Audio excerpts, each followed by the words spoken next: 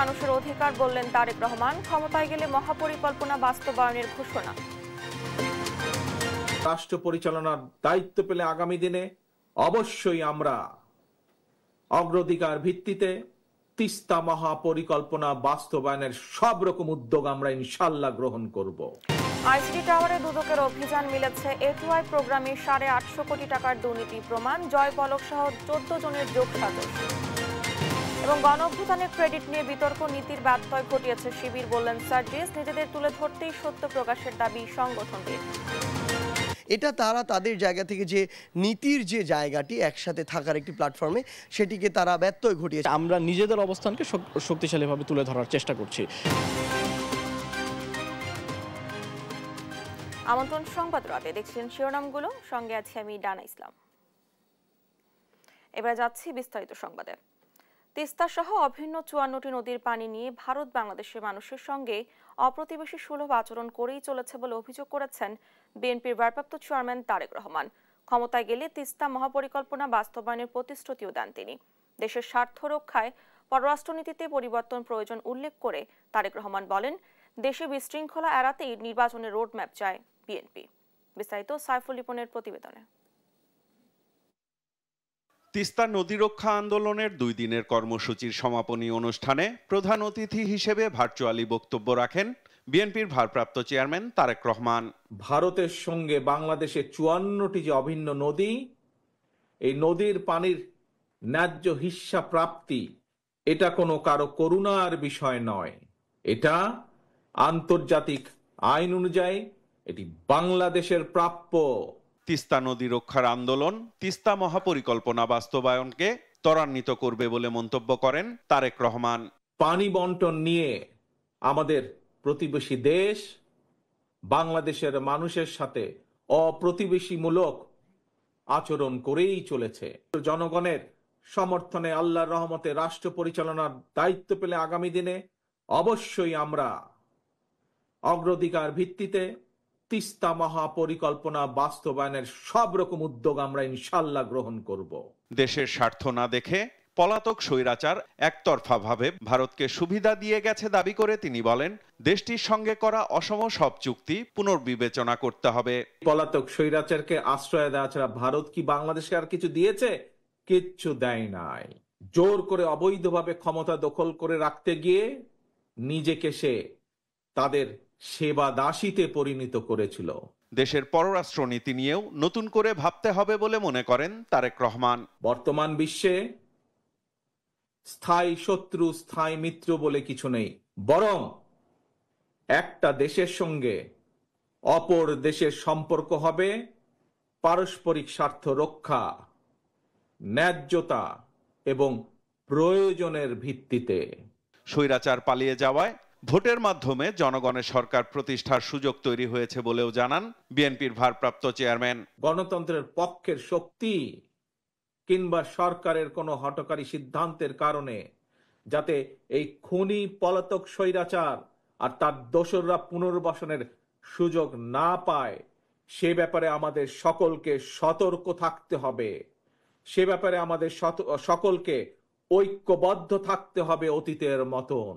জাতীয় নির্বাচন নিয়ে এক এক উপদেষ্টা এক এক রকমের বক্তব্য এই খুনি মাফিয়া চক্রের সামনে বিশৃঙ্খলা সৃষ্টির পথ সুগম করে দেয়। এই জন্যই বিএনপি বারবার এই অন্তর্বর্তীকালীন সরকারের প্রতি তাদের কর্মপরিকল্পনার রোডম্যাপ ঘোষণা করার আহ্বান জানিয়েছে, প্রতিবার আহ্বান জানিয়েছে। দেশবাসীর ভোটে বিজয়ী হলে তিস্তার পানি সমস্যা সহ সব সংকট সমাধানে বিএনপি কাজ করবে বলে জানান দলটির ভারপ্রাপ্ত চেয়ারম্যান তারেক রহমান। সমাধান করার আমরা সুযোগ পাব ইনশাআল্লাহ। সাইফুল রিপন, দেশ টিভি, ঢাকা। তিস্তার পানির ন্যায্য হিস্সা ও মহাপরিকল্পনা বাস্তবায়ন দাবিতে রংপুর, লালমনিরহাট, কুড়িগ্রাম, গাইবান্ধা ও নীলফামারীতে তিস্তার 11টি পয়েন্টে দ্বিতীয় দিনের অবস্থান কর্মসূচি ঘিরে ছিল নানা আয়োজন। সকালে লালমনিরহাটে তিস্তাপাড় থেকে কাউনিয়া পর্যন্ত পদযাত্রা করে আন্দোলনকারীরা। পানির ন্যায্য হিস্সা না পেয়ে বঞ্চিত মানুষজন প্রকাশ করেন ক্ষোভ। সহকর্মীদের তথ্য ছবিতে নুসরাত শোভা রিপোর্ট। বিস্তীর্ণ এলাকা জুড়ে তাঁবু টানানো, খড়ের গাদায় শুয়ে বসে আছেন অনেকে। মাথায় বুকে লাল রঙের কাপড়ে সাদা অক্ষরে লেখা জাগো বাহে তিস্তা বাঁচাই। তিস্তা বাঁচানো আন্দোলনের দ্বিতীয় দিনে রংপুরের দৃশ্য এটি। এছাড়াও 11টি পয়েন্টে মঙ্গলবার সকাল থেকে বিভিন্ন সাংস্কৃতিক কর্মকাণ্ড চালায় অংশগ্রহণকারীরা। বিকেলে নাটিকা শেষে সন্ধ্যা 7টায় বিএনপির ভারপ্রাপ্ত চেয়ারম্যান তারেক রহমান বক্তৃতা করবেন। পানির ন্যায্য হিস্যা লাভের এই কর্মসূচি আশা জাগাচ্ছে রংপুরের তিস্তা পাড়ের মানুষের বুকে। আমরা পানি চাই, আমরা এই নদী খনন চাই। নদী খনন করলে আমাদের জমা জমি বাঁচবে, আমরা বাঁচবো, মানুষ বাঁচবে। লালমনিরহাটের তিস্তা পাড় থেকে কাউনিয়া পর্যন্ত হয় পদযাত্রা। পরে নদীতে নেমে প্ল্যাকার্ড প্রদর্শন করে আন্দোলনকারীরা। এ সময় পানির ন্যায্য হিসাব বুঝিয়ে দিতে ভারতের প্রতি আহ্বান জানান তিস্তা নদী রক্ষা আন্দোলনের প্রধান সমন্বয়ক ও বিএনপি নেতা আসাদুল হাবিব দুলু। আমরা পানির ন্যায্য হিসাব থেকে বঞ্চিত হয়েছি। আমরা ভারত আমাদের বন্ধু রাষ্ট্র, আমরা তাদেরকে বলি আমাদের আন্তর্জাতিক আইনে যতটুকু আমাদের পানির হিস্যা ততটুকু আমাদেরকে দেয়া হোক, এটাই আমরা জানাতে চাচ্ছি। নীলফামারীর ডালিয়া পয়েন্টের খালগুলোকে ভারত অকার্যকর করেছে বলে অভিযোগ এলাকাবাসীর। এখানকার কৃষকের জমি, এখানকার মজুরের জমি, এখানকার ধনিক শ্রেণীর জমি সব ভেঙে নিয়ে গেছে। কুড়িগ্রামে তিস্তা বাঁচানোর কর্মসূচিতে অংশ নেন কয়েক হাজার মানুষ। বক্তব্য রাখেন বিএনপির স্থায়ী কমিটির সদস্য আমির খসরু মাহমুদ চৌধুরী। বলেন, পানির ন্যায্য হিস্যা না পাওয়ায় দিনের পর দিন ভুগতে হচ্ছে এই অঞ্চলের মানুষকে। যখন এই তিস্তার দাবি আসছে, পানির দাবি আসছে, তখনই দেখা যাচ্ছে এটা বারবার পিছিয়ে দেওয়া হচ্ছে। কিন্তু বাংলাদেশের যেখানে পানি পাওয়ার কথা, যেটা ম্যানেজমেন্ট পরিচালনার কথা, সেগুলো বারবার পিছিয়ে দেওয়া হচ্ছে। এর আগে নৌকায় করে দূর দূরান্ত থেকে কর্মসূচিতে আসেন তিস্তা পাড়ের বাসিন্দারা। নুসরাত শোভা, নিউজ ডেস্ক, দেশ টিভি। তিস্তা নদী রক্ষা আন্দোলনের জনসমাবেশ পরবর্তী পরিস্থিতি নিয়ে আরো জানাতে রংপুর থেকে সরাসরি যুক্ত হচ্ছেন সহকর্মী রফিকুল ইসলাম। রফিক, তিস্তা বাঁচাও কর্মসূচি নিয়ে কি বলছে তিস্তা পাড়ের মানুষেরা? জানা, আপনি জানেন যে জাগো বাহে তিস্তা বাঁচাই এই স্লোগানের মধ্য দিয়েই তিস্তা রক্ষা আন্দোলন কমিটি 48 ঘন্টার যে টানা কর্মসূচি, সেই কর্মসূচি কিন্তু শেষ পর্যায়ে। এখন রাত 8টা বাজে, অর্থাৎ আজ রাত 2টার মধ্যে এই কর্মসূচি শেষ হবে। আপনি জানেন যে দীর্ঘদিন ধরে এই অঞ্চলের মানুষ পানি বঞ্চিত হয়ে আছে। বিশেষ করে এই যে তিস্তা নদী, সেই তিস্তা নদীর মূল জায়গা থেকে 3 কিলোমিটার সরে গেছে, অর্থাৎ 40 বছর ধরে এই তিস্তার কোনো সংস্কার হয় না। সে কারণেই তিস্তার যে মূল তিস্তা সেটি কিন্তু ভরাট হয়ে গেছে।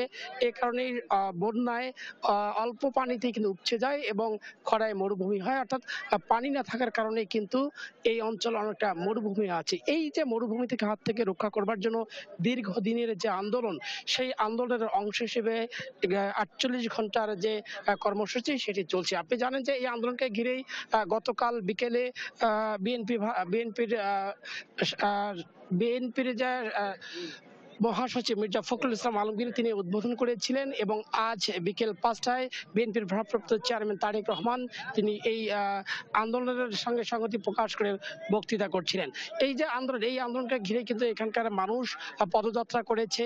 এই অঞ্চলের মানুষ পানির দাবিতে কিন্তু আজকে তিস্তা নদীতে নেমে তারা কিন্তু এই প্ল্যাকার্ড প্রদর্শন করেছে এবং এই তিস্তাকে ঘিরে দীর্ঘদিনের মানুষের যে বঞ্চনা, সেই বঞ্চনার কথাগুলো কিন্তু নাটিকায় গানে গানে তারা তুলে ধরছেন। তো আমরা এই নিয়ে কথা বলতে চাই, আমাদের এক সহকর্মী রয়েছেন তার সঙ্গেই। তো এই যে তিস্তা নিয়ে যে আন্দোলন, সেই আন্দোলন নিয়ে এই অঞ্চলের মানুষের কি প্রত্যাশা?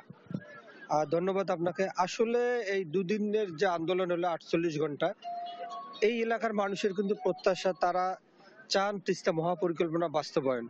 আমরা দেখেছি যে আমরা 25-30 বছর ধরে আমরা নিউজ করতে গিয়ে মানুষের হাহাকার দেখেছি, নদী ভাঙ্গন দেখেছি। তা মানুষ আর রিলিফ টিলিফ চান না, মানুষ চান তিস্তার মহাপরিকল্পনা বাস্তবায়ন, তিস্তার পানির ন্যায্য দাবি, তাদের এইটাই দাবি যে নদী খনন করে দুপাশে বাঁধ দেওয়া হোক, তাহলে প্রচুর জমি বেঁচে যাবে, মানুষ আবাদ করে খেতে পারবে, মানুষের আর কষ্ট থাকবে না। এইটাই আসাদুল্লাহ দুলু ওনার ডাকে যে আজকের আন্দোলন, এটাই তার আন্দোলন, মেগা প্রকল্প তারা বাস্তবায়ন।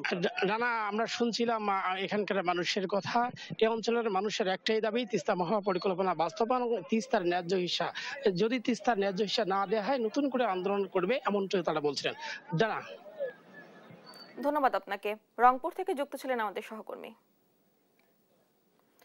ক্ষমতার খায়েশ থাকলে পদত্যাগ করে নির্বাচনে অংশ নিতে অন্তর্বর্তী সরকারের প্রতি আহ্বান জানিয়েছেন বিএনপির মহাসচিব মির্জা ফখরুল ইসলাম আলমগীর।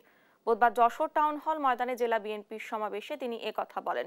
এ সময় স্থানীয় সরকার নির্বাচন জনগণ আগে চায় না বলেও দাবি করেন মির্জা ফখরুল। নিত্যপণ্যের মূল্য নিয়ন্ত্রণ, আইন শৃঙ্খলা পরিস্থিতির উন্নতি, নির্বাচনী রোডম্যাপ ঘোষণা, ফ্যাসিবাদের নানা চক্রান্তের অপচেষ্টা মোকাবিলা সহ বিভিন্ন জনদাবি নিয়ে কথা বলেন তিনি। দ্রুত সংস্কার শেষ করে নির্বাচিত সরকারের কাছে ক্ষমতা হস্তান্তরের আহ্বান জানান বিএনপির মহাসচিব।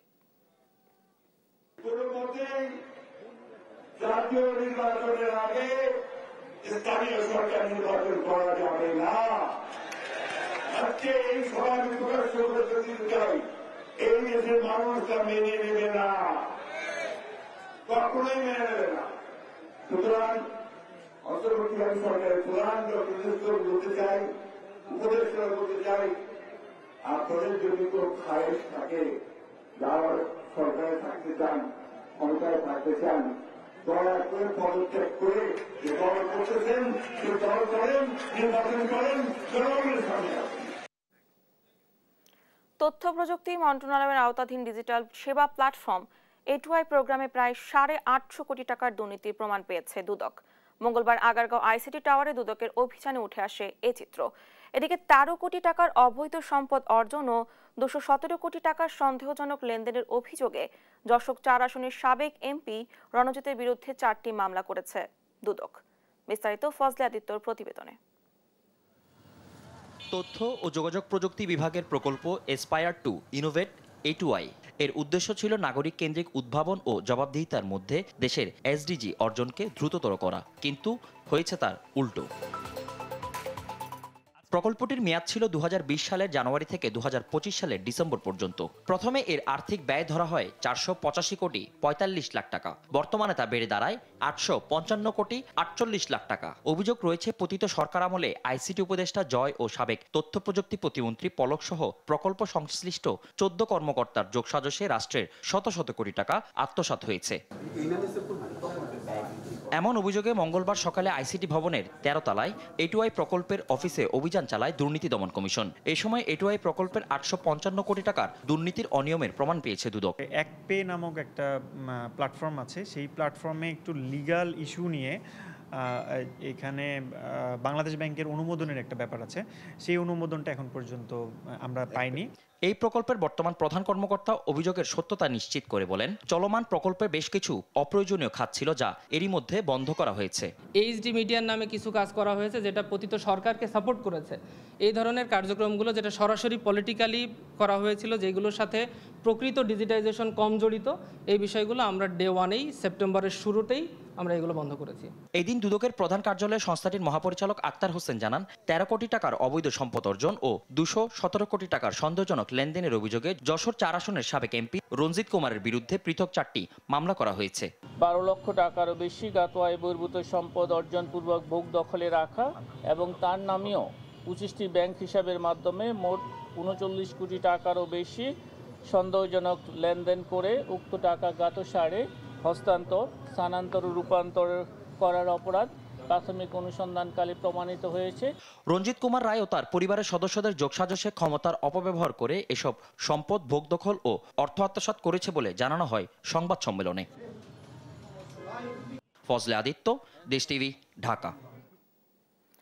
সায়েম সোবহান আনভির সহ তার পরিবারের 3 সদস্যের বিদেশি সম্পদ জব্দের নির্দেশ দিয়েছেন আদালত। দুদকের আবেদনের পরিপ্রেক্ষিতে ঢাকা মহানগরের জ্যেষ্ঠ বিশেষ জজ জাকির হোসেন গালিব মঙ্গলবার এই আদেশ দেন। দুদকের সহকারী পরিচালক আমিনুল ইসলাম বলেন, দুদকের আবেদনের ওপর শুনানি শেষে তা মঞ্জুর করেন আদালত। বসুন্ধরা গ্রুপের এমডি ও তার পরিবারের 3 সদস্যের নামে যুক্তরাজ্য ও সংযুক্ত আরব আমিরাতে থাকা সব সম্পদ জব্দের নির্দেশ দেন। শিবির বনাম সমন্বয়ক, জুলাই আন্দোলনে কাদের ভূমিকা ছিল বেশি? সামাজিক যোগাযোগ মাধ্যমে চলছে আন্দোলনের ক্রেডিট নেয়ার যুদ্ধ। জাতীয় নাগরিক কমিটির মুখ্য সংগঠক সাজ্জিদ আলম বলেন, ক্রেডিট দাবি করে নীতির ব্যত্যয় ঘটিয়েছে শিবির, আর অভ্যুত্থানকারও একক উদ্যোগে হয়নি বলে জানান নাগরিক কমিটির সদস্য সচিব আক্তার হোসেন।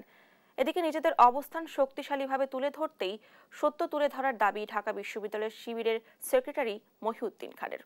জান্নাতুল মোহনার প্রতিবেদন। জুলাই আন্দোলনের দলমত নির্বিশেষে সবাইকে এক কাতারে দেখা গেলেও 6 মাস পর আন্দোলনের ক্রেডিট নিয়ে চলছে টানাপোড়েন।